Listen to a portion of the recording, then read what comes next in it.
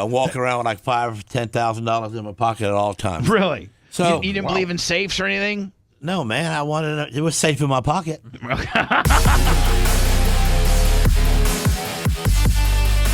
We should probably tell the story, Lummy, of Gene Lasker. Yes, we should. Like, people don't realize. Well, for instance, his wife, Sarah, she's gorgeous. She's beautiful. She's way, like, Lasker doesn't get mad at me when I say this, but, like, she's way hotter than what Gene could usually pull. Like, I'm just telling you.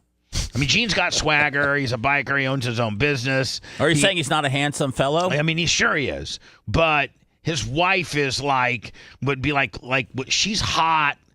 Like, she's hot. Like, she's hot. She's hotter than what Gene could pull. I've seen what Gene. Now, Gene, I will tell you this, and I hope this doesn't make Sarah mad, but Christine was hot. She was a very beautiful girl, too. Your first wife, now she had as bad of a temper as you did. God, she was mean as a snake. Wasn't she? My God. She had a handicapped kid her whole life, though. So no, you guys did. You guys we had it did. together. So that's why I put up with it. Right. And then when the baby was gone, I didn't put up with it no more. Man, so listen to this. One time, Seth, I get called. Lasker called. Hey, you might want to get over here. There's going to be some cop action. And I go, what? Because I got a whole race team coming over here. I know it's not a night we were usually, because, like Thursday nights, we would, all of us, I drove a sprint car for Gene, and we had Jimmy Dials, and we had Hillbilly, and we just Bobby and Eddie and Rusty. Bobby, Eddie, Rusty. We just had, maybe 8 guys that would show up on Thursdays, and we would get the car ready. Wash day was on Sunday, but then getting the car ready, greasing the tubes, and just setting the car up, firing it off to make sure it starts, just overall maintenance to get ready for that Saturday night. We did it on Thursday, and we did it on Thursday in case we ran into a problem. It'd give Lasker a day to roll around town and get whatever machine or whatever he needed, whatever you needed. So Lasker is in a full-blown 1,000% fight with Christine. I don't know what it's about, but Christine knew that Gene's Achilles heel, the thing that really hurt Gene the most, you could call him a mother effer and a stupid ass and you're, whatever, but if you touched or messed with his sprint cars, that was Gene's. You get dealt with. Yeah. And so she knew. Like, most women would be like, I am not touching his sprint cars because I could get a left hook. I'm just telling you. Not this bitch. This bitch was mean as a snake. So she has taken at Gene's locks. Now, Gene's shop was connected onto their house in the back. And so she locked all. Gene didn't have a key to get into his house. So she locked all the doors to his house so he couldn't even get into his house. And then she changed the locks on all the doors to the shop so Gene couldn't get in. He couldn't get in the shop, and he couldn't get in the house, and he was just like... That was through the divorce, right? Yeah, it was going through the divorce. Yeah. And because she wanted Gene not to race those cars. Well, she was itemizing every piece of equipment, every bolt and nut and wrench. And she was afraid that, if I put one in the wall, right now this car's worth $55,000. She wanted half that money. Well, right now this car's rolling perfect $60,000. But if Bubba wads it up, it's worth about $10,000. Yeah. And she didn't want to lose her money, so she basically locked the whole place down. So Gene calls all the boys up and says, "I just want a lot of witnesses to be here." we got the lawyer involved in it, and then he went to the judge, and then the judge gave me paperwork and gave me 3 hours to get as much out of that garage as I could. But hold on. She wouldn't. So she wasn't going to open the door. So Gene took his cutting torch, right there in front of the cops. Right in front of the cops. I cut a hole right in the door. Cut the door open with a welding torch, and then kicked it in like this. And how about that, bitch? I said, "There, now you got to fix the door. You should have just opened it. You dumb bitch." I got paperwork saying I'm coming in. Right. So we all have to. All of us team. We have to completely load up. We're not racing. We're just loading up stuff into 2 trailers. And she's trying to make herself go to jail. I'm picking up a steering box and left rear tire trying to roll, and she's like trying to body block, stop me and everything. And Gene's got the paperwork, and he's saying, "Listen, Mr. Policeman, here's my paperwork. I got everything in the get it out of our face." And she's like, and the cop's like, "Ma'am, you need to." The lady cop out arrested her. Remember? Yeah, but then hold on. Gene's not a good winner, and he's even a sore. He's a sore loser, but he's also a sore winner. So rather than give the paperwork to the cops and have the cops deal with Christine and telling Christine to stay away, Lasker every once in a while be like, "Bitch, have you seen my paperwork? Let me tell you something. We're bitch. coming back for more. I'm telling you, I'm going to go drop off this load, and I'll have it. Judge gave me 3 hours. Look at my paperwork right there. It says from 7 till 9, bitch." Like he was so fired up. One time, listen to this, she gets mad at him, and For dog food in my injectors. So listen to this. So she gets mad at him, but she acts real cool. Well, in the middle of the night, she wakes up and she takes Kibbles and Bits dog food and completely opens up his injectors to his race car, opens them up, opens the butterfly valves completely up, and pours all 8. There's 8 injectors for each cylinder. Pours all of it in, pulls full of Kibbles and Bits, then shuts the injectors down like you can't see nothing. Right. So we go to fire. But she also pulled the oil breather off and poured it in the oil. So we go we go to fire off our car, and Mike fires right up, and the boys are working on my car, and Gene keeps going back and forth and back and forth and back and forth, and they're pushing him off, and he can't get his car to start. He just can't get it to start. And finally, you got it to start a little bit. We got it blowed out of there. Finally figured out there was something in there. We got it out, but we didn't know it was in the oil. And then when Kibbles and Bits sits in water, they get real expands. big. Well, when the oil, it got real big too, and it stopped up the oil pump, burned the motor down. Yeah. So Lasker comes to me. He burns his motor up a heat race. He goes, "Let me tell you something. You probably, with your talent, can maybe get 4th tonight." Listen, I'm in my Bubba Hogan '98 rock car. I'm ready to go. You're in your prime. Yeah, and I made the A feature back in the day, man. At East Bay, it was something just to make the A feature, and I'm starting like 12th. But I got Sport Allen and Kenny Adams, Red Stauffer, I got some really good guys up front, Danny Martin Jr. And so Lasker says, "The way I got it sized up is that you're going to start 12th, maybe gain a couple spots on some squids. You'll come in about 6th or 7th. But if you put me in your car, we could win. Because you know how I am. I'm crazy." So we put Gene in my car. He gets second. Nice. Ended up getting second to Kenny Adams. That was your arch nemesis, was it, Kenny Adams? Yeah, he spent the Sport most Allen? money to beat me. Yeah, Sport Allen. Yeah. Like if you're did you drive those guys different? Like if you're rolling up to a guy that you really didn't have a problem with, and he wasn't your arch nemesis, you probably just passed him one way. But when you were coming up on Kenny Adams and Sport, I make him have to work hard. Would you deliberately try to put that right rear in their driver compartment? Yeah, put it right up against him. Just challenging them. Yeah. So Gene, how did we? Seth was asking, how did you get into powder coating? And you said, because I got ripped off, and I was like, I'm not getting ripped off. Let me learn. I think you actually came to me and said, "Hey, listen, I just got ripped off on some powder coating, and I'm wrenching on cars and doing brake jobs and things like that, and I hate doing it, even though I got my own shop. I'm going to try. I think I'm going to get into powder coating. I think I can get all. What happened was, James Vega was in powder coating off of Nebraska, and we went and spent $1,000 on a frame to get powder coated. Now, that's ridiculous because I'm just going to wreck this car. Sooner or later, that car is going to be junk. So why spend $1,000 on a paint job on it on a frame? Who cares? But everybody wanted a beautiful car because we've been winning and we're doing good, and we really want to look really sharp. So we paid the $1,000. Well, so when you were driving for the eye doctor in Ocala? No, we was driving our own car. Remember the blue and white one with the checkerboard stripes on it? Yeah, the O2. Well, my Talon gloves that I run from Simpson, so you can feel the steering wheel really good, started chafing on the left hand from me grabbing the roll cage and getting in and out of the car, and I realized that it was messing my gloves up. So when I put my hand up there was sand in the paint job. So I went back to him and told him to fix it, and he kept my car for 2 weeks, and we had to use a backup car, and We had to sandblast it all down. Yeah, we just started. So he poked me in the chest while I was at his shop and told me it's just a race car, don't worry about it. And so I gave him a shove too, and got my car out of there, and I started, I went looking for him. I was gonna stalk him, find him, and beat him up. Yeah. Yeah. For real. For real. So the guy, hold on. So when you're doing business with a guy like Seth, if you're doing business with a guy and he screws you over, you might give him bad Yelp review, right?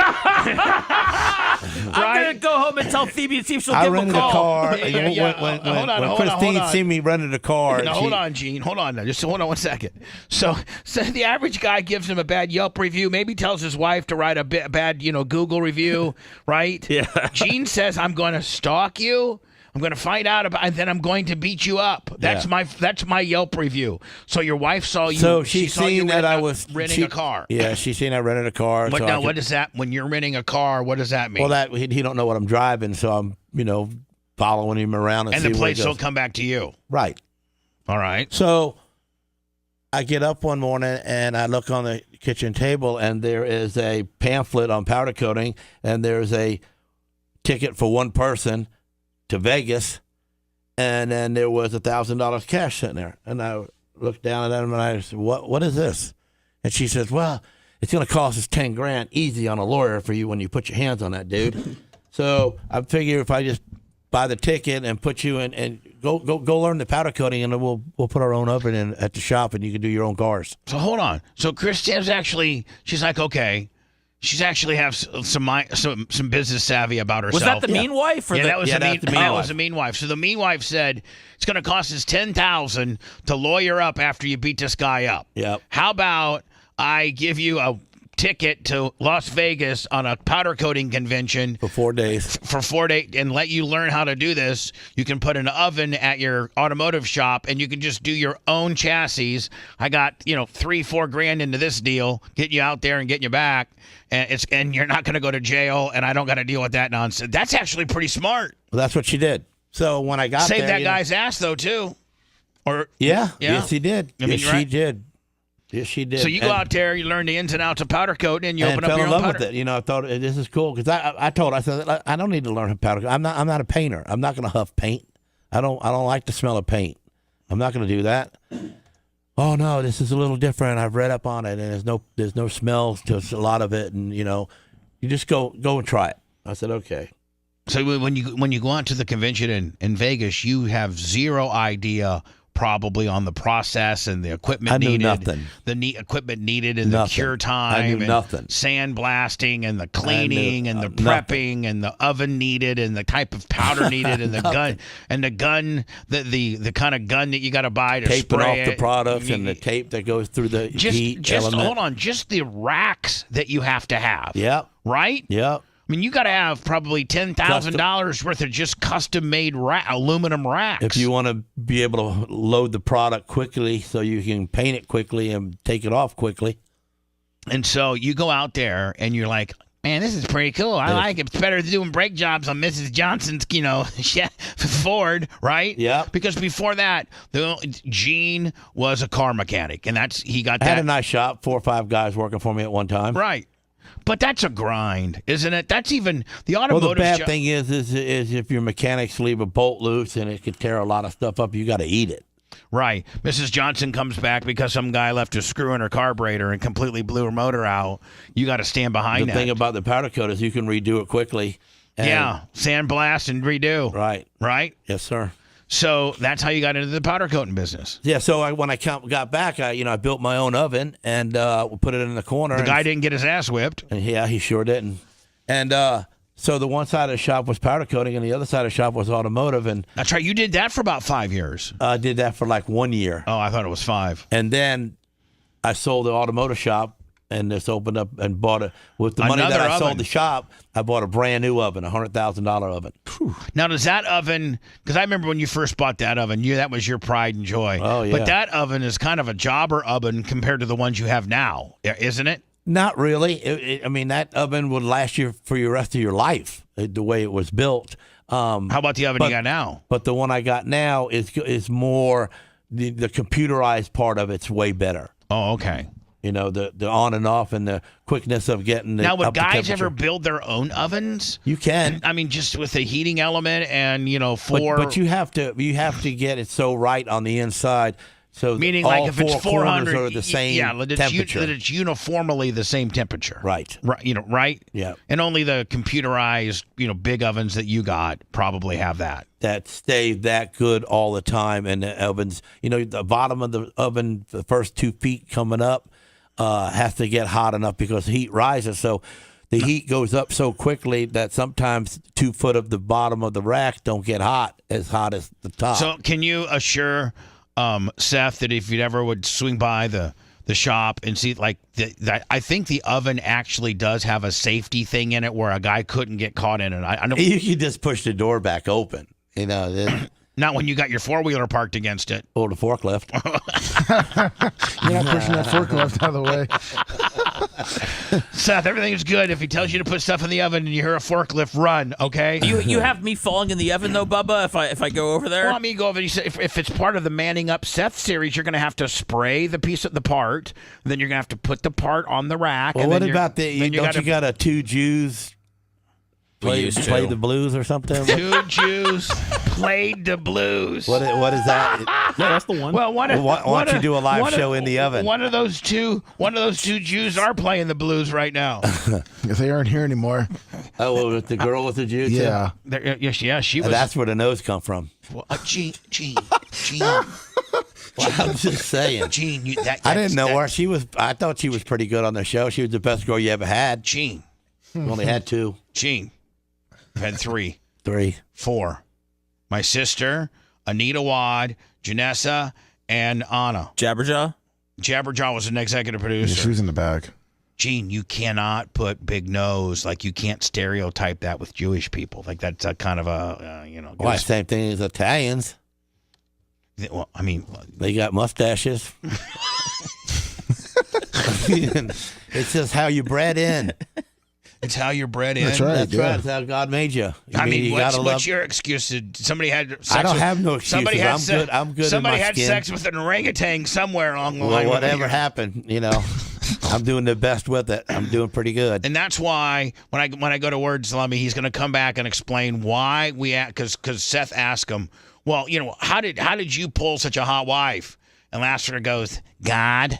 And we're He like, did. what do you mean? He goes, well, God gave me a real effed up life. I was an orphan and everything like that. So in my latter years, when it was time to, I had to rebuild a whole brand new kingdom. I gave my kingdom up when I lost my daughter, right? so I had to start all over. God really, really screwed you over. Well, he only gives you what you can handle, but evidently he don't know how to read a measuring tape because he thought I was about 80 foot wide. He didn't give you near the credit. No, He said he didn't realize he you're gave me too much, man. Oh, he gave you too much. Too much. Well, then he took it all away.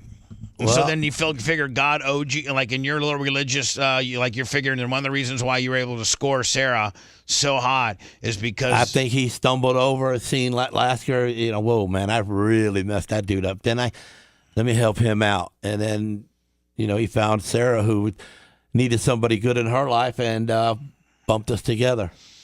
we're going to tell. Gene is probably one of. I'm sure there are some runaways and things like that that have the same course of life of what Gene has had, but Gene kind of human trafficked himself. He did. Well, I had nobody else to manage me. But you did have a mom and dad that you hated and didn't pay any attention to you and were mean to you. Well, they gave me up. And it's what I'm saying. So, you took it upon. You just didn't go. I know you were in some foster homes, but you figured out that the foster deal was horrible because the You had criminals in there. right. And you're like, and most of the mom and They dads. weren't just people who needed a home. They But were most of people the who- mom and dads didn't have any love or compassion. They just were getting a payday for housing some juvenile delinquent, right? Like Yeah. most of them didn't have any compassion. The dad of the family didn't say, "Hey, Gene, come over here. Let me teach you how to work on this." No, it was No, like you didn't have none of that. They It would was tell all business. It was all you have to get this done and that done, and spankings, and if you didn't get your bed made on time, they missed your meal. Like they were mean to you when you were an orphan in the late 60s. Yeah, but then people would work on 15 and 20 kids. I'm sure he wasn't. What was the largest? What was the largest home that you went to? How many kids? Like 8 to 10. And so you'd just be like one of 4 or 5 boys that were competing to try to be alpha, right? Well, yes and no, because I would get out of there and go work, find some kind of job to make money, and you'd have to pay the house because they would allow you out for longer than anybody else because you paid them. How old were you? 8, 8? 7, 8. 11 is when I started. 11. 11 is when you started the shakedown. That's when I had to work every day. I had to work. At 11. Yeah. So we're gonna get into this, and like just Gene Lasker's life is fascinating. It really is. He reversed human trafficked. I'll tell you the story.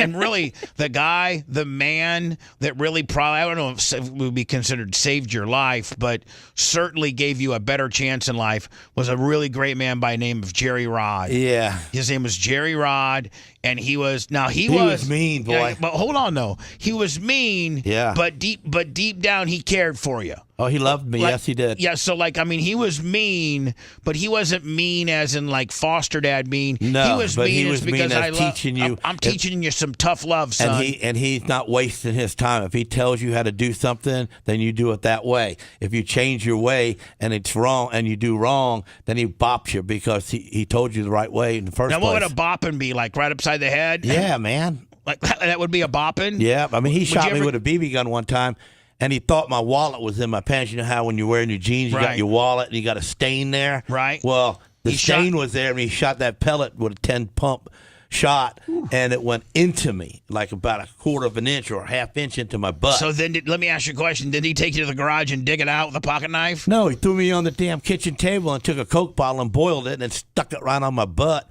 And then as it cooled off, it sucked the BB out. Yeah, there you go. Now, just when Sethy thought That was she had torture, it tough. too. Jesus. So Was hot. after he shoots Burning you, my butt. after he shoots you with the pellet that's embedded into your ass, Yeah. he puts you on the table, pulls your pants down, puts the hot Coca-Cola bottle over the top of the BB hole. of the BB hole, which kind of extracts it out. Yeah, it got out. And you probably still have a stain on your ass. Of course.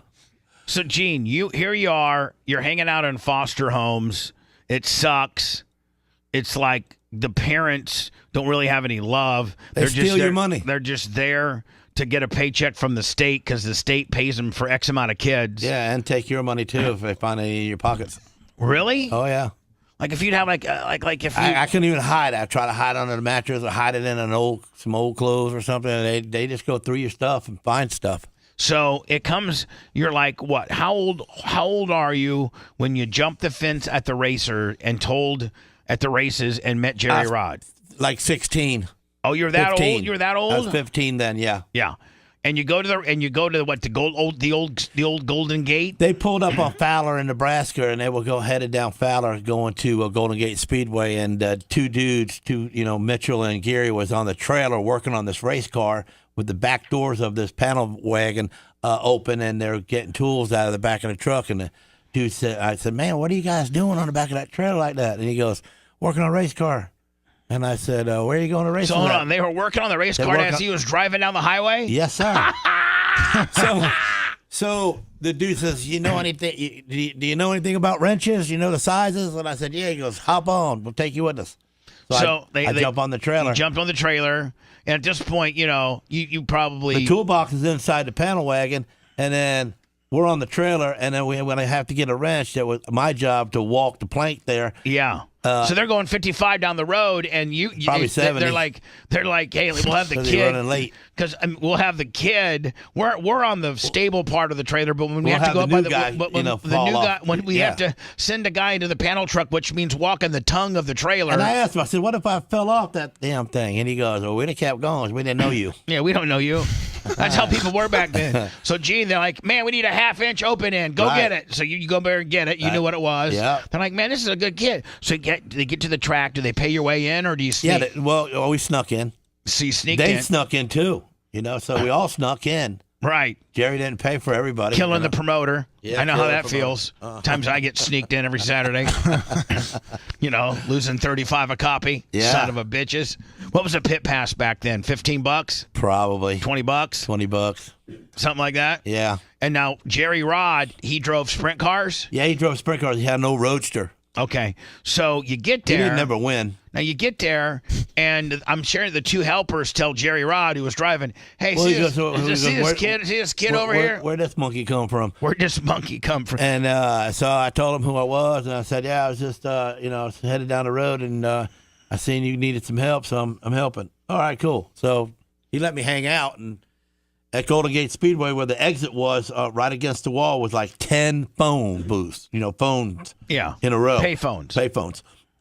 So at the end of the night, when he was getting paid over there, You act like you're on the phone. I act like I'm on the phone. Yeah, Mom, this, and yeah, Mom, and I'm going to go ahead and stay with Rod, and we're going to work on the car on Sunday, and so I'll see you Sunday night when you pick me up, all right? Yeah. And he comes And running. Let me talk to your mom, boy. I said, okay, bye, Mom. Oop, hit the phone. Lock it, and I wanted to talk to your mom. I said, I know, she's fine, bro. And, so you're I like, baloneyed him like that for a few weeks. so hold on. So you baloneyed him. You told him that you talked to your parents and that they were like cool with you staying at his place working on the race car. Yeah. Right? Yep. So you're able to baloney him for a few weeks. Till he realized what was going on, and then he stepped into it with finding out who I was and where I'm coming from, and he got Calvin Henderson, who used to be our sheriff at one time. Right. At that time, he was Corporal Calvin Henderson, I think. Narcotic Squad. He was Jerry Rod's good friend, so he got involved and got me where Jerry Rod can. Be like your guardian. He'd be a guardian. He didn't foster me up or nothing, but he got me out of that. Like he wasn't getting paid by the state, but he was at least given guardianship where Yeah. he was kind of in charge of you until you turned 18. Yep, so I could go to school and stuff. Right, and he was mean as hell. One time he told you to do the dishes. You were 15, and you said, I ain't doing no dishes. 10 pumps. And he pumped up his pellet gun 10 times and shot you in the ass. We lived in Shady Hill, so we had to dig our own garbage holes. Okay, so What? we had to dig our own garbage hole. Seth, how much anxiety would that cause you? And you just can't go lay it out by the street in your recyclable Willie. You have to dig a hole. You have to dig. So we dig a hole like 10 by 8 by 6 foot deep. Okay, and then we throw the trash in there, and you throw a little bit of gas on it and burn it, and to keep it burned down. And then when it got too full, halfway full, then we have to bury that and then dig a new hole. So he would sit there like Cool Hand Luke with his collar flipped up with the mirror glasses and make you dig. and put the water bottle on top of the dirt mound while we're sitting in a hole digging. And we'd have to talk to him like this, boss, question, boss. Question, boss. What do you want? Boss, I get me some water, boss. No water. And then you'd have to ask again. So then you dig like 10 more minutes and then, you go, boss man. Then he would shoot the water bucket right in the middle and watch all the water drain out till halfway.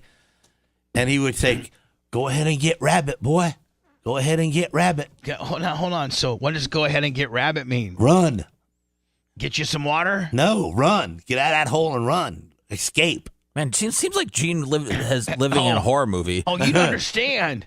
So anyway, this guy is the guy that raised you, right? Yeah. Mean as hell. Mean as hell. But deep down though, Gene. Oh, he loved me. I mean, he taught me everything that I know, all about automotive and common sense. I got all that from him. Well, I don't know how much common sense you have, but you have an internal meanness that's second to none. But you do have compassion. Like, I mean, Yes. you're a very compassionate person, very loyal and very compassionate. But don't get on the wrong side. Was Jerry Rod the same way? Yeah. Like very loyal and compassionate, but if you got on the wrong side, You can't disrespect them. Did you ever really honestly get your ass kicked? Like you get your ass whipped? No, just smacked around. When he teaches you something, Right. you learned it. Because if you didn't learn it and you did it wrong the second time, you got hit. Okay, that was his payment. You want to pay for that teaching? Here it is. Bip. And then he's just literally like, smack you in the back of your head. Smack you in the back of the head or kick you off the creeper. Yeah, but when you were 18 and you decided to go on your own and you said goodbye to Jerry Rod, did you say? Well, see, yeah, he got into a bad crash and he was paralyzed. And, Oh, he was? Yeah, and he was in a Chevy Vega and a drunk driver fell asleep at the wheel and hit him head on. So he was pretty banged up, and I helped him out for like 6 months at the hospital, be there every day.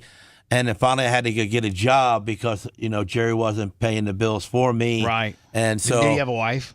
Yeah, Janet. Right. Yep. So And, you're at this point. but she didn't want me around because I was she had to feed me. Right. So And she had 3 of her own kids. She hated you. Yeah, just I don't want to say coming in. she hated me, but she didn't want me around. She wanted me to leave. Travis, semi-autographs, $100. Loves Gene Lasker stories. So, at what point do you finally leave? No, hold on. But meanwhile, your mom and dad, you didn't really have a mom and dad. No. Like, Oh, they didn't take care of me or nothing, I mean, you've been in the foster system since 11. So from 11 to 15, you're at 11. Do your mom and dad just give you up? Well, they gave me to my grandma, and then my grandma passed away, and then nobody wanted me. And You that's know, at my 11. Uncle Don took care of me for a little bit, but he had 6 girls, and taking care of one boy with 6 girls wasn't really Ideal. working out. No. Right. So finally, they're like, do had to go from there. they go to the state and just say, hey, this kid here, his mom and dad don't love him, his uncle can't handle him. I guess they And dropped now- me off there or something. I don't. Did they send you like to a juvenile detention center, kind of? Well, yeah, trying to find someone to take care of me, that would watch me, and so that's foster care, same thing. So you're in, foster care. Then you met Jerry Rod, and then like at what age do you finally move on and say, okay, I'm going to try to be? Jerry Rod's taught me how to work on car skill set, so I'm going to go out and try to do this. I'm going to try to go out and be a man.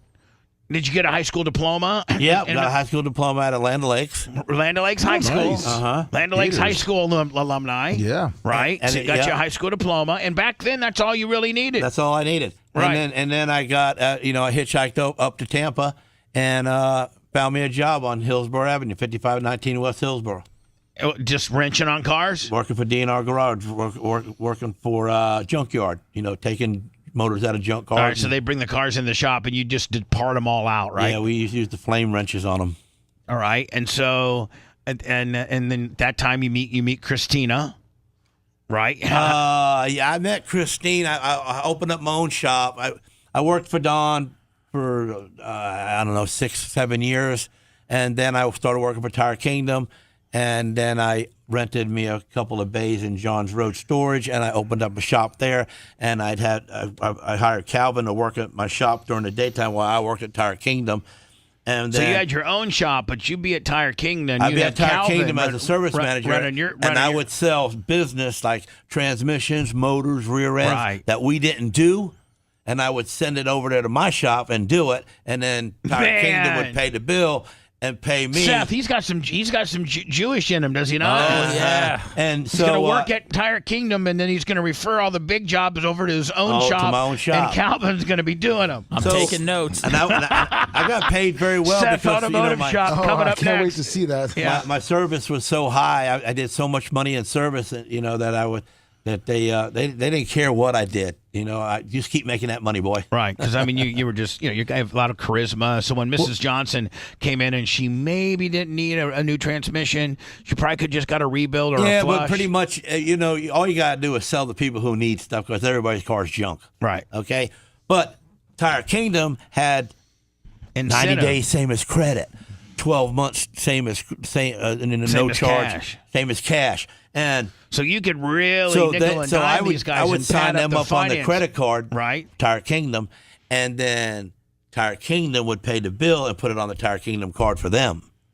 And then you would probably get a commission. And, So you were I got a commission on what I sold too at the shop. Yeah.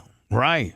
So you were double dipping. Not only did you own the shop that Calvin did all the major work in, but and then I had Rick Walker. He worked for me. So him and Calvin worked. I had two guys. Two guys wrenching. And then when finally I just I was so busy, I might as well just go work in my own shop, you know. So you told Tiger King, I got to go to my own shop. I got to go. now. But they still sent me work, you know. Right. Because, they wanted to keep the structure of their service department making good money.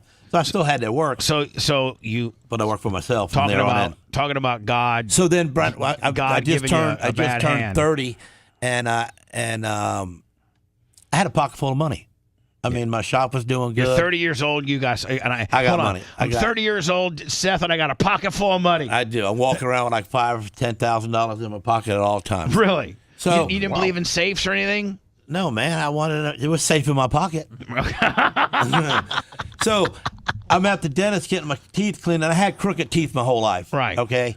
And so the girls in the dentist place, they said, "Why don't you get some, get your teeth straightened and put some braces on?" I said, 30 years old with braces? Yeah, that'd be kind of hot. Well, let's try it. Get my teeth straightened. So I put the braces on, which was the worst thing I did in my whole life. Really? That was really terrible. Hold on.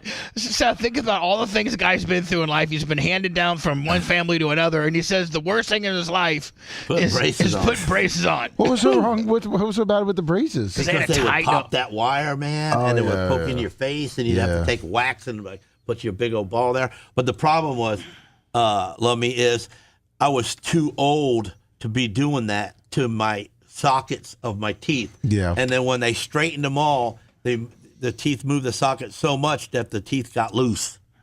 Oh. So then the teeth went bad. They in time the teeth. So you started losing your teeth. Yeah. It cost me to lose them all. But you had a pocket full of money, buddy. So that's how I met Christine. So I met Christine at the dentist's office. You met your first wife at the dentist's office. Okay. And then and that was downhill from ever.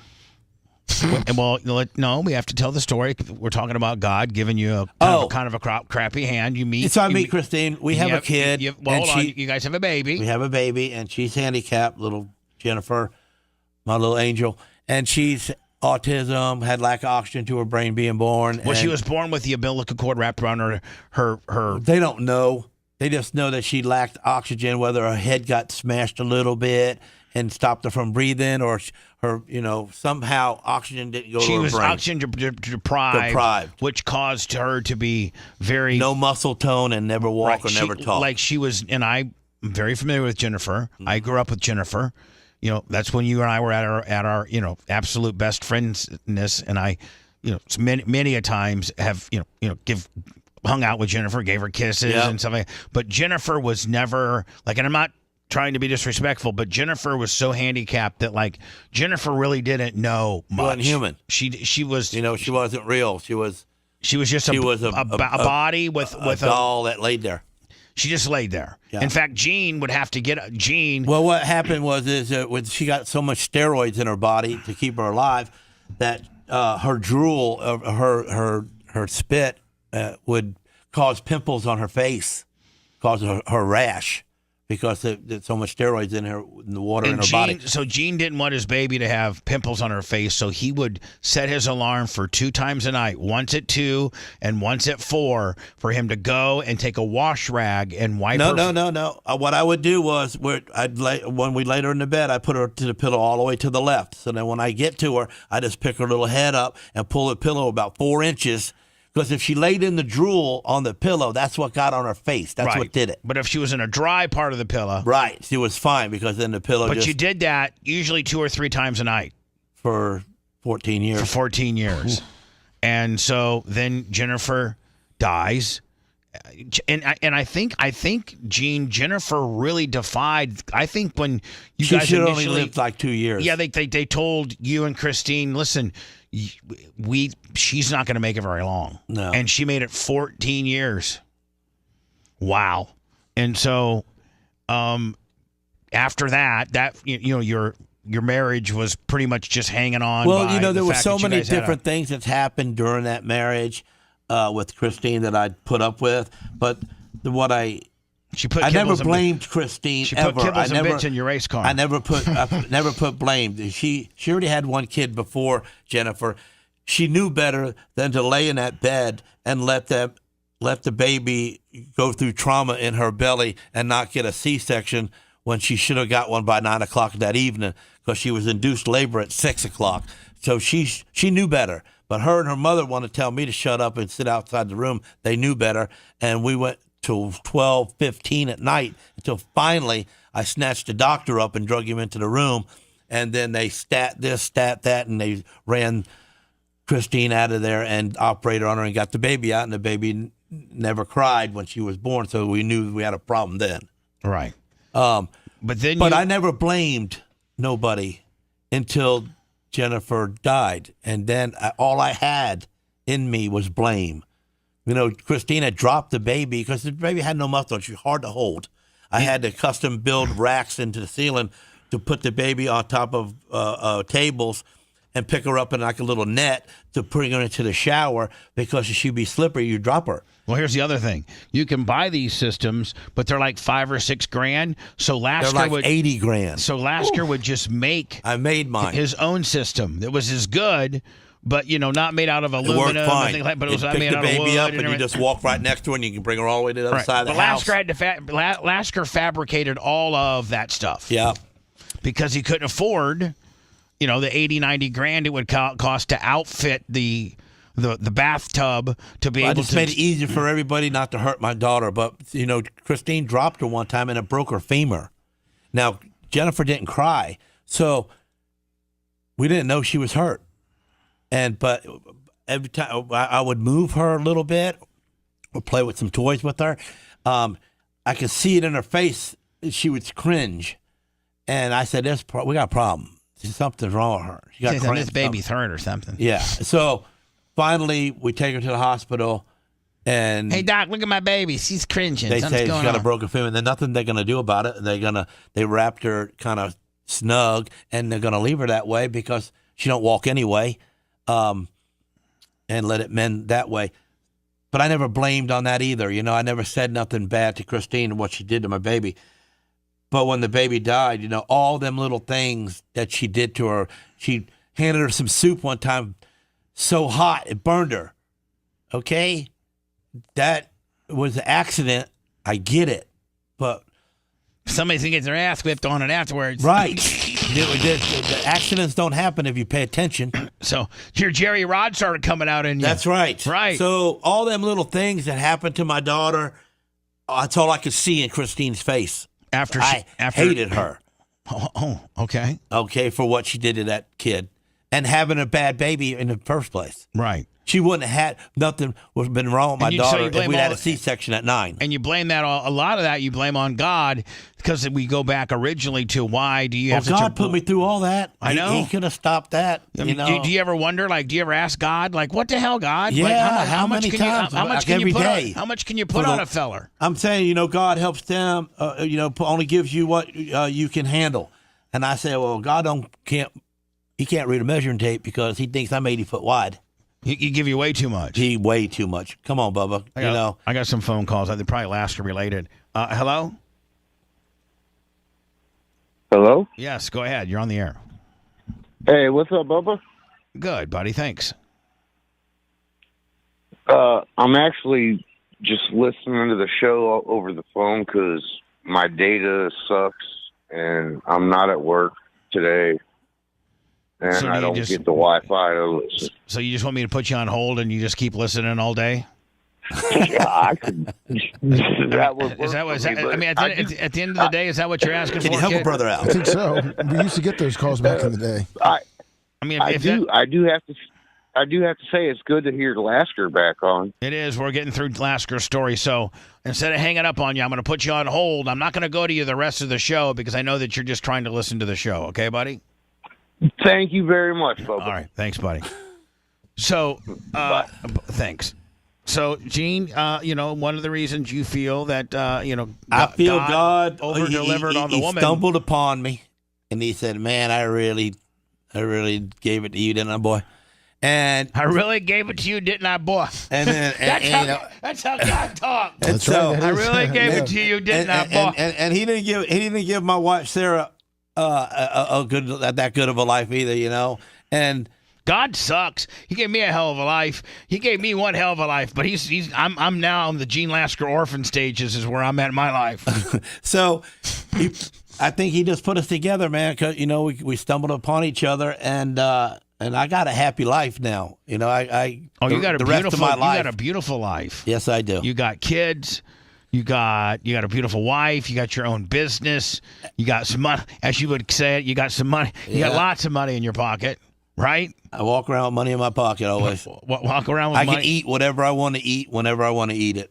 House is paid for. No mortgage on your home. Yep. Right? 3,000 square foot home, 3,000 square foot pool area, 3,000 square foot garage, All paid for. Let me tell you about that. 5 acres. Can we just tell one last story? Let me before I go into words, and then I'm going to break down the Stormy Daniels stuff. But one last story, Gene, and that is I told the story a few days ago about how there was a time of your life, I think right when you were when you're working at Tire Kingdom or something like that, and you lived with your sister, and she was dating this Marine. I killed him. I know. He did. I put him to sleep. I know you did. I know it. There's a story behind it because He was a bad dude. Oh, he like a super like He could break your neck with one hand. Like here's the deal, Gene. Not a lot of guys you'll back down from. No, I didn't want nothing to do with him. But if that dude and you and him are just out back and you didn't have some I'm type dying. of bat or something, He did kill me. and he'd say, Gene, come on, put him up. You get your ass whipped. He was one of them guys they threw out of the plane all by himself right in the midst of the enemy, you know? Right. And he make it home. So you roll in late at night. You're staying with your sister. What happened was I bought my first house over there off of Sheldon Road, and I had to get it tented. So as it was getting tented, I told my sister, I said, I'm going to stay at your house for the weekend while my house is getting tented. So at that time, my girlfriend dropped me off there, so my car wasn't there. So nobody knew I was there, and my sister didn't know. But the dude went to the bar, snatched her out of the back of the bar, snatched her into her van, kidnapped her, took her to the house. She ran down the road, tried to escape because she knew he would probably kill them kids too. And he drug her for about 80 yards by her feet. And, so her butt and her back was all road rashed. So I seen that at that moment.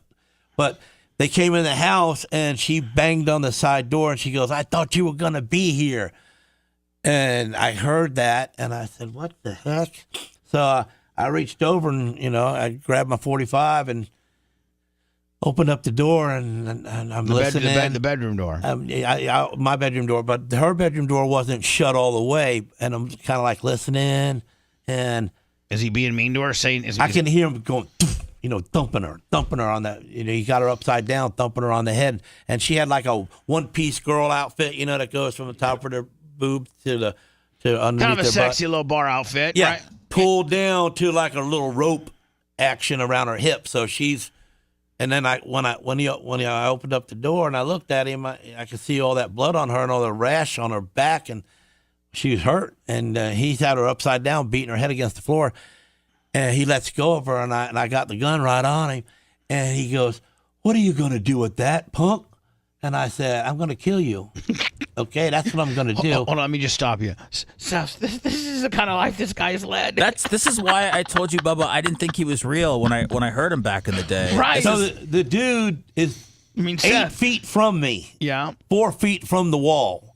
And I'm going to shoot him right in the face. I'm going to blow his head right off. Right. Okay?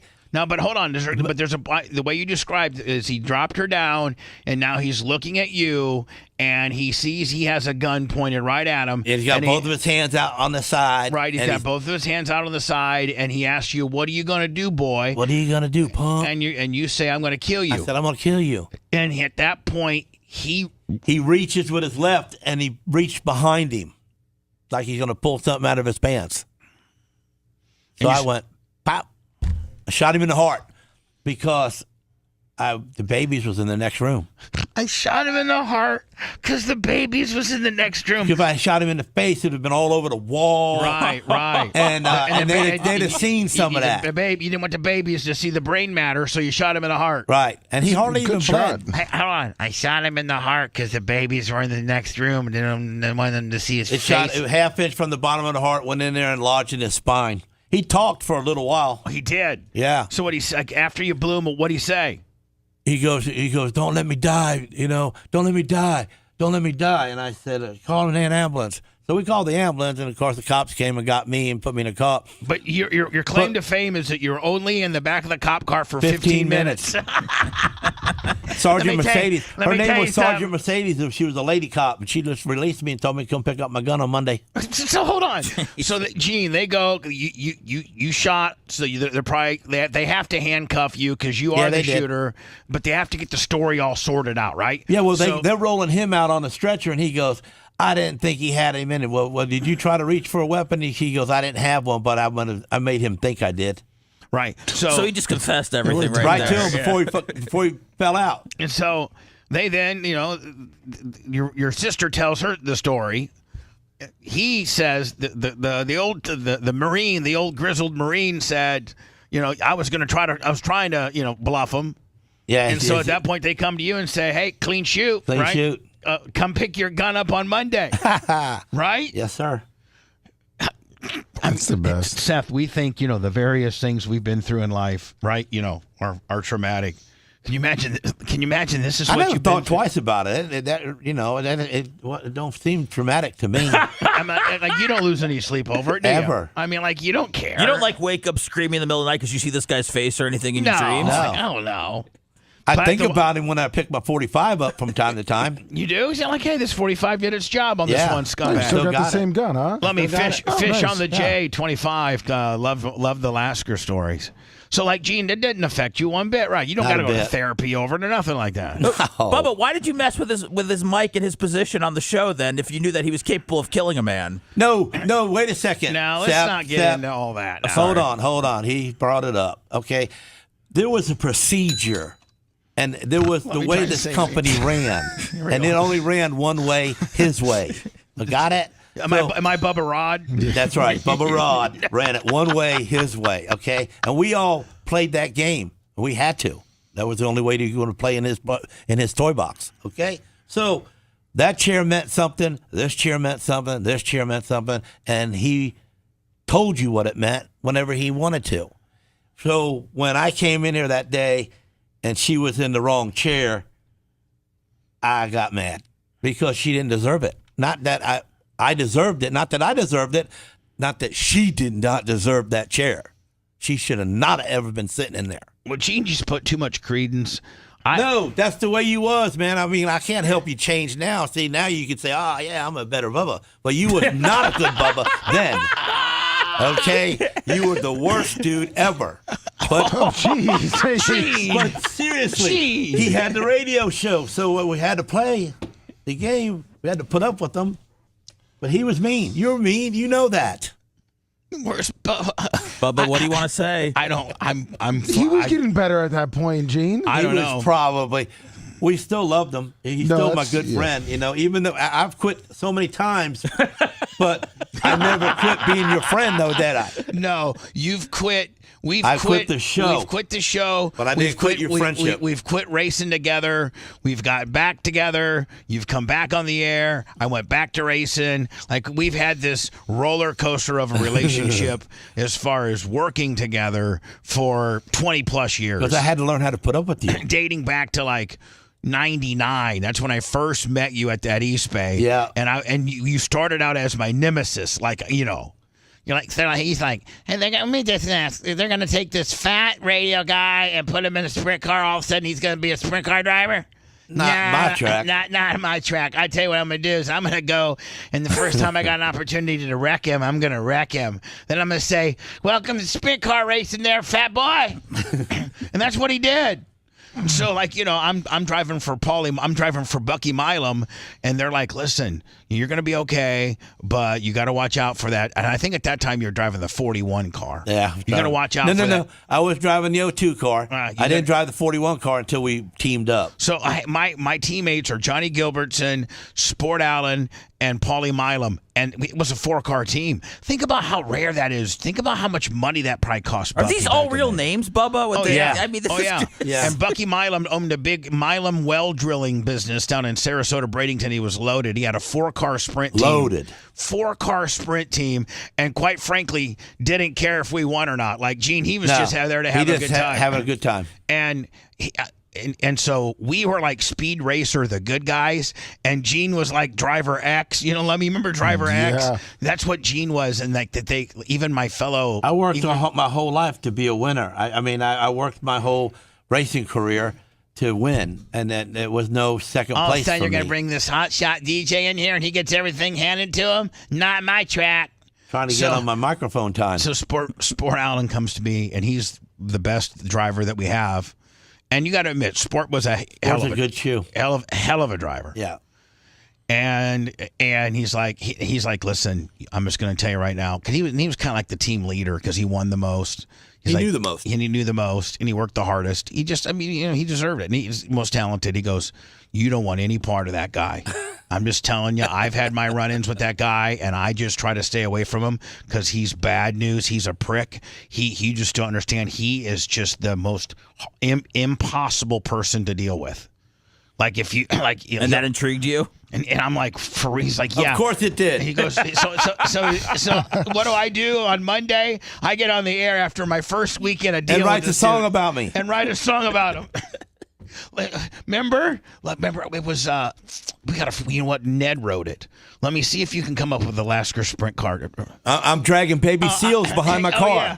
I'm traveling down the road and I'm effed up by Gene Lasker. I mean, I sent you the video where Gene drove the motorcycle in the studio and the building too. So I'll try to find the next What'd you do, Bubba? Did you come in and just tell Manson to write a song about this guy that you met? There's this guy I didn't know. He didn't have to tell Manson anything. Manson was a jerk just like him. No, hold on. Want to listen to the show on demand and on the go? Enlist today at BubbaArmyHQ.com. Sign up and start listening.